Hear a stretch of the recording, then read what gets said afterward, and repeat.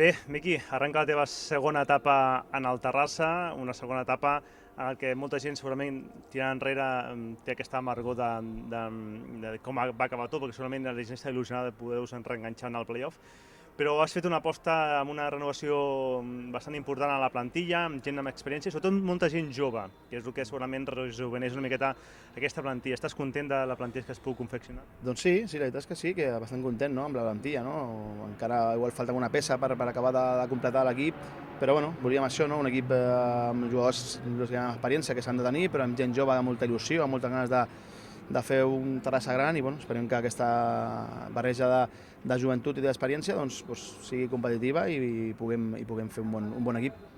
És la senyal d'identitat d'aquest nou Terrassa, és a dir, gent jove que es pot impregnar d'aquesta il·lusió i impregnar-la tota la plantilla? Sí, home, està clar que avui en dia també a nivell de futbol no, s'ha d'apostar per la gent jove, no? I lògicament són gent que ve amb molta il·lusió, moltes ganes, i bueno, ja dic, jo estic molt content amb la gent jove que ha vingut, amb els veterans que continuen i també que han vingut nous i esperem que aquesta barreja doncs, sigui la millor opció per l'equip, pel club, per fer una bona temporada i per començar bé i per començar doncs, a guanyar partits, que és el més important.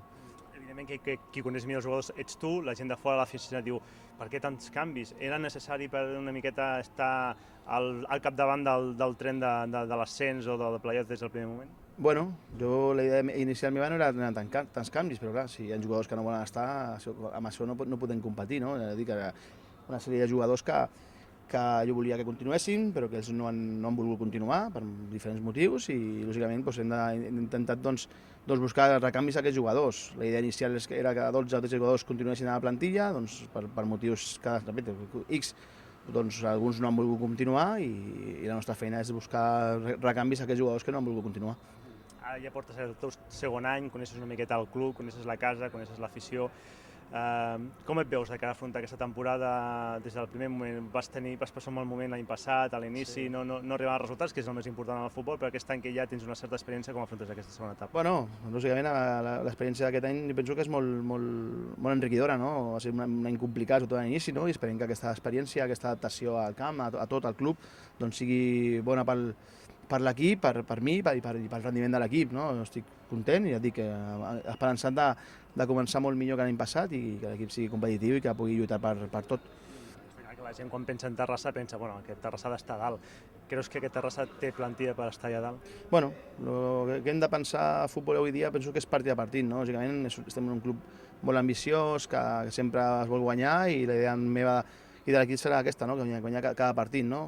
Pensar ara estar a dalt, penso que és molt d'hora, estem al mes de juliol i hem de treballar molt la temporada per fer un bon equip i hem de lluitar al màxim perquè això passi i perquè l'equip doncs, sigui competitiu. L'objectiu primer és guanyar el primer partit de Lliga al Camp del Manlleu i a partir d'aquí, doncs, partit a partit, intentar fer els màxims punts possibles i els màxims partits guanyats i si podem arribar lògicament a dalt, doncs, lògicament estem amb ambició d'aconseguir-ho.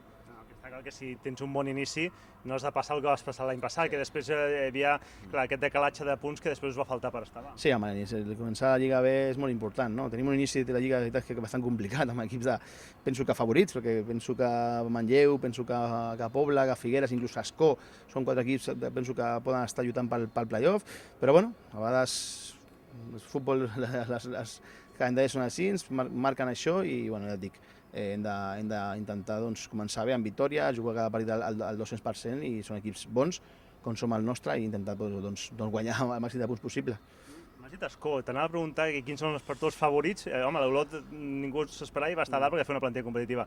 Quins són els rivals que creus que poden estar allà dalt? Home, jo penso que favorits a l'Europa i Cornellà penso que han fet grans plantilles i tenen l'experiència d'aquest any que han fet playoff i són dos dels equips igual més poderosos, no? Però bueno, sempre hi ha un ventall d'equips, doncs, està Sant Boi, està Manlleu, lògicament, Figueres, Pobla, he comentat Ascó, perquè penso que ha fet fitxatges d'una entitat molt alta, o sigui, en Terrassa, doncs jo penso que hi ha un ventall de 8-9 equips que volen estar a dalt per fer el playoff i sempre l'equip sorpresa, no? Que sempre intenta fer-ho bé i posar-se a dalt, no? Ja et dic, però els de sempre, no? I lògicament l'Europa i el Cornellà són equips que per la temporada passada i pel potencial que han fitxat penso que són equips molt poderosos. Ara mateix tens 18 fitxes, no? Amb la sessió del Carles, a l'Igualada tens 18.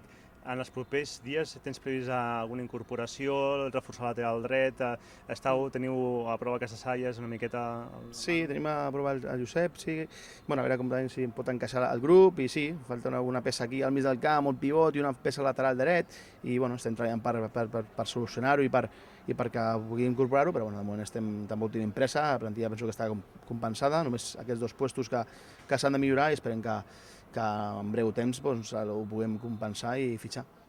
Hi ha una miqueta de jugadors nanos joves del juvenil. Teniu també com a jugar el Max, que també l'any passat, no sé si aquest any també farà la pretemporada de vosaltres el Max. No, Max al final ha sortit cedit i això sí, i no farà pretemporada. Hi ha algun juvenil més a fer la pretemporada, que anirem també veient-lo, encara són juvenils i bueno, més que res per agafar un ritme de competició i bueno, després ja amb el juvenil. I temps per fitxar, evidentment que fins al gener teniu temps de poder... Sí, aquí hi ha temps de sobre, fins al 31 de gener hi ha temps de sobre, no volem prendre decisions equivocades i també per temporada veus les deficiències de l'equip i no tenim pressa per fitxar el que és adient. Quin és el missatge a l'afició? Bueno, com sempre és molt de treball i bueno, des del primer dia que tots junts anem de la mà i que puguem fer un Terrassa gran, no? Molta confiança als nous, que penso que tenen moltes ganes, i a l'equip, i que, ja et dic, l'important de futbol penso que són les dinàmiques i que tothom apreti al mateix costat, i esperem que tots junts, l'afició, tots els jugadors, la directiva, tots anem junts i que fem un equip bo i amb confiança i que tregui bon rendiment.